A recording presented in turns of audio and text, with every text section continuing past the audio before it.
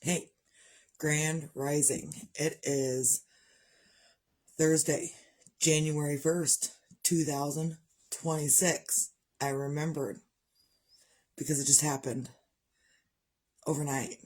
We went from 2025 to 2026, I guess. I have a whole idea about the way the calendars ran, but that's neither here nor there. So either way, everyone else is celebrating that it's the new year, so that's what we're going to go with. Do I think that that's true and correct? Not a lot, but that's, again, neither here nor there. I got crap on my coffee cup. Feels like dough of some sort, or peanut butter fudge. It might be peanut butter fudge. Either way, so I'm up and trying to get started because I had a conversation last night with my kid, and I was able to talk to all of my children that are here with us. I was able to talk to all of them yesterday. But the conversation with one last night was involved cookies. And there's stepbrother, adopted brother. His birthday's Sunday, so I'm up today and I'm going to be baking up anise cookies. And for those that don't know what anise is, it's ANISE, not anus, which is what a lot of people call it. Pisses me off. Either way, it's not anus, it's anise, ANISE. And put simply, the flavor anise is black licorice. It is the black licorice flavor. You open the bottle, it smells like black licorice. It's fucking disgusting. But the cookies are freaking phenomenal. So I'm going to be up today, cleaning up from Grandma's Buckeye fiasco. She was dipping Buckeyes, and they got them all put away. I don't know if there's none sitting out. They're all like this is part of what's left over from Grandma's Buckeye fiasco. And so she has she mixes up, my mom mixes up the peanut butter and the Rice Krispies and the powdered sugar. They mix it all up and then they roll it into balls, freeze them, and then they dip them in chocolate and set them on this to chill, and then they put them away. So, but those are all over the kitchen. So, and I've been kind of MIA from the kitchen for a couple of days, which is fine. I don't have to be in the kitchen every single day. Nor do I want to be, really. I have been enjoying my time away from the kitchen crocheting. I don't have my crocheting out here today because it's still in the other room and I'm not transporting. When I'm done in here, then I'll go to there and do that. Because Grandma's also got more fudge on the agenda for tomorrow. So, I was telling my mom that I was, and my grandma this morning, that I was, because mom lives right next door, so mom's always over here. So it was me, mom, and grandma this morning. We're talking about the fact that I'm making cookies. I've got the dough already made. It's been chilling on the back, out and back since I made it up. But it's been cold. It's been super cold, so it's been fine. It's not in the freezer, but the back porch is refrigerator-like, so whatever. And then my mom mentioned Amish cookies, the bushel cookie.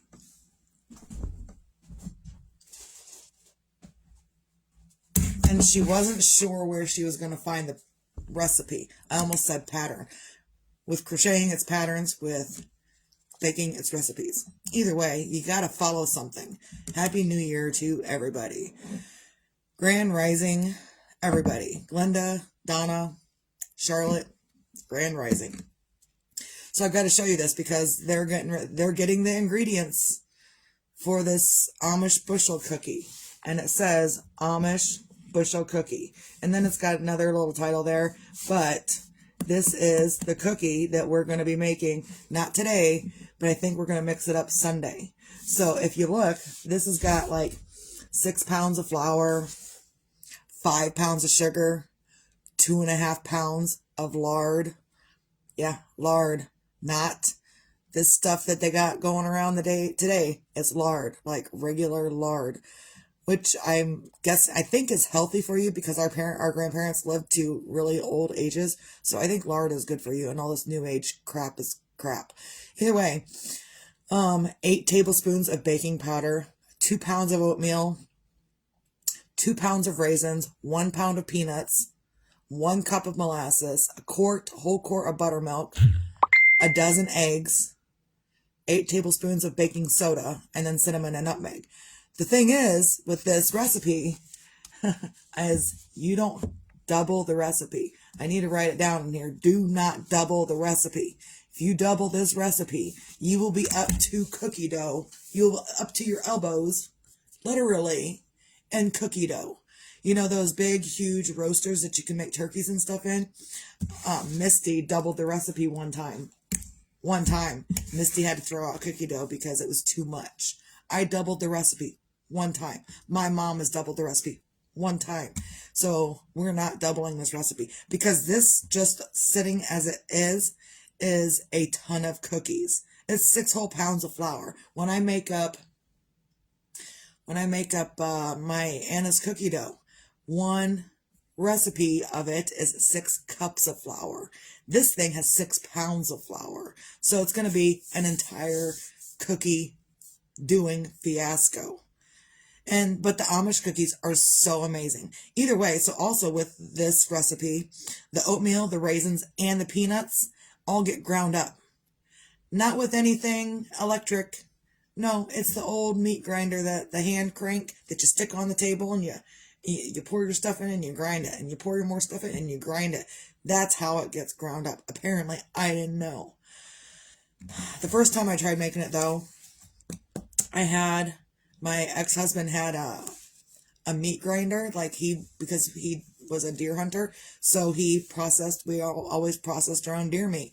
And so I used the meat grinder to do the grinding of this stuff, and I ruined it with the oatmeal and the raisins in the meat grinder. It seized up, and I broke a piece because I didn't realize you have to use the hand grinder to crank the shit out. So, whatever. So that's what we're going to be doing Sunday. So today I'm making up anise cookies. I'm baking up anise cookies. I'm doing regular anise frosting and sprinkles and stuff. And then Sunday, my mom and I are going to be mixing up. She's going to show me, because sometimes you don't know. Sometimes you have to learn from your elders. So this is kind of a message to my youngest son, Tristan. Sometimes you need to learn from your elders. Sometimes you think you know. Sometimes you think you know the recipe and you think you know what's going on. And nice. Grand Rising Candy. So sometimes you think you know what you're doing and you need still to learn from your elders. So Sunday, I will be learning from my mother how to do this recipe, because apparently I've done it wrong. And then I never did it again because it was too much. Too much. It was too much dough. In fact, I ended up throwing away over half of it. And that was like probably 25 years ago that I made this the last time. 25 years ago. It's been 25 years since I even attempted this recipe. But we're going to do it Sunday. So probably next week, Monday through the end of the week, next week, I will have Amish cookies up for sale. I don't know what I'm going to charge for them. Maybe, I don't know. Because they're not decorated fancy. After you get them all mixed up and rolled out and cut and baked. Oh, before you bake the cookies, you brush an egg wash on top of the cookie. So it's like a brown type cookie with an egg wash on top of it. I remember the taste of it because Mom made them once, and they're so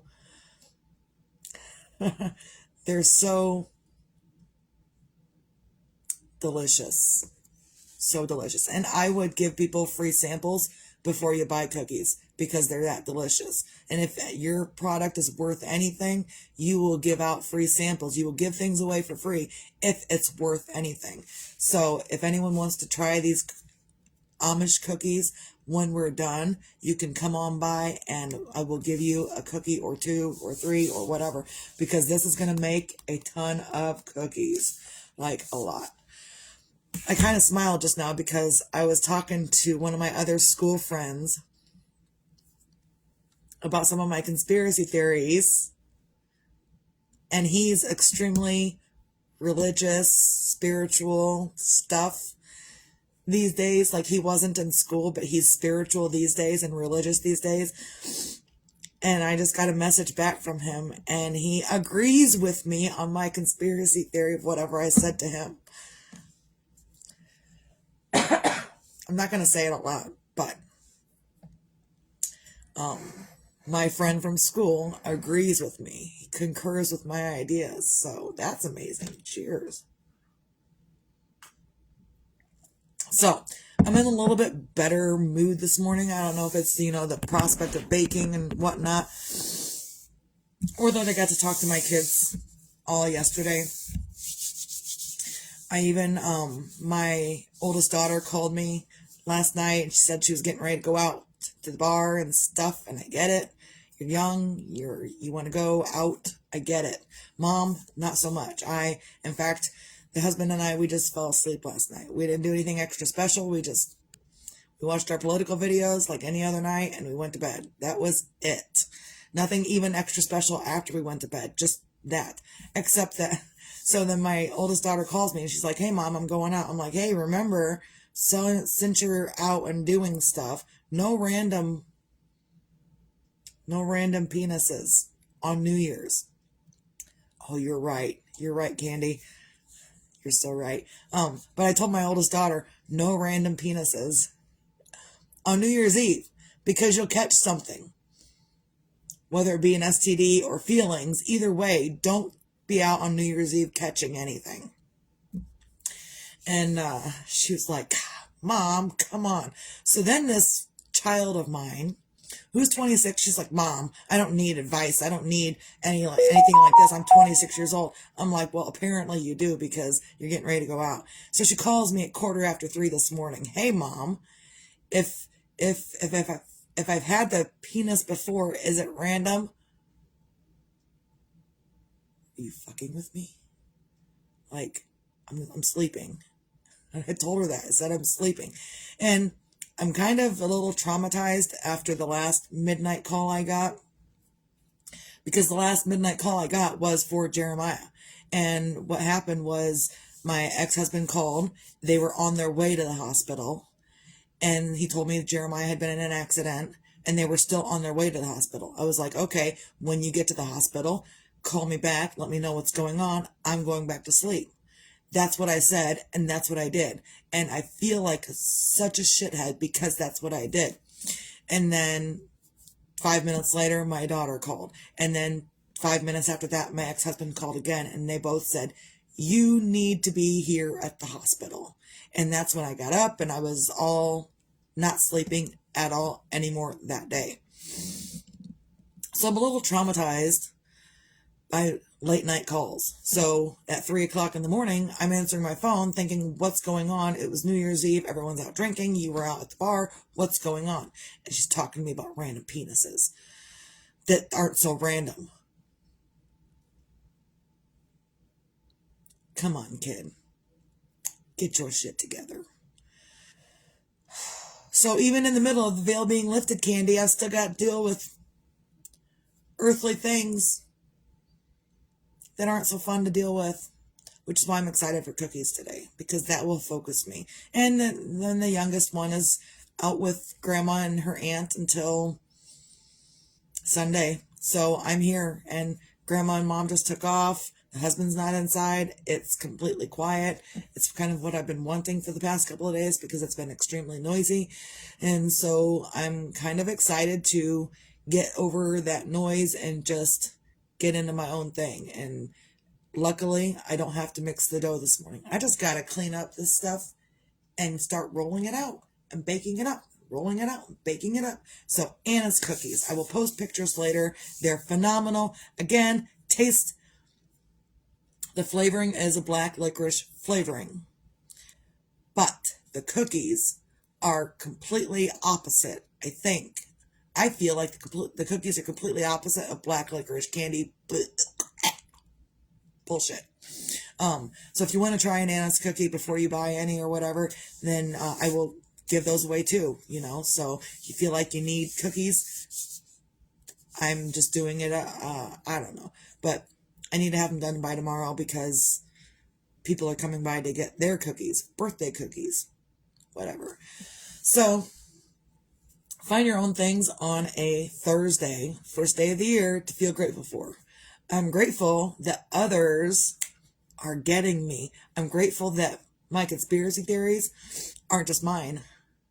I'm grateful that even my other religious, spiritual people understand me. It's phenomenal. I can't wait to read the rest of the message because it said yes. And then it went on and I was like, oh, that's such a great response. So I'm excited for that. I'm excited to read what this guy sent back to me because it's conspiracy theory, all up in conspiracy theory stuff, which apparently conspiracy theories are what? True these days? So, conspiracy theories are true. Whatever. And if it's true, does it mean it's a conspiracy? I don't know. So I'm grateful for the people that are understanding me. And I've been watching a lot still. I've been still into the whole, I think yesterday I finished watching The Secrets of the Founding Fathers. And it's like on Disney, National Geographic, stuff like that. But I watched The Secrets of the Founding Fathers. And then I went on to watch The Book of Secrets from, I don't know, like the White House and stuff. So and Ben Franklin, not the most, I can't even think of the word. Ben Franklin, he's a piece of work. So if you're interested in more conspiracy theory stuff, watch The Secrets of the Founding Fathers on Disney and stuff like that. So, yeah, I got an itch and it's right there. Gotta get it. So, whatever. I don't care. So do what you can to find your own things to feel grateful for. So I'm grateful that I have my friends that are, telling me that my conspiracy theories are kind of like, that's what they're thinking about too. So we're all on the same page. It's great. And I'm grateful that I had coffee this morning. I'm grateful that the kid is off with her grandma.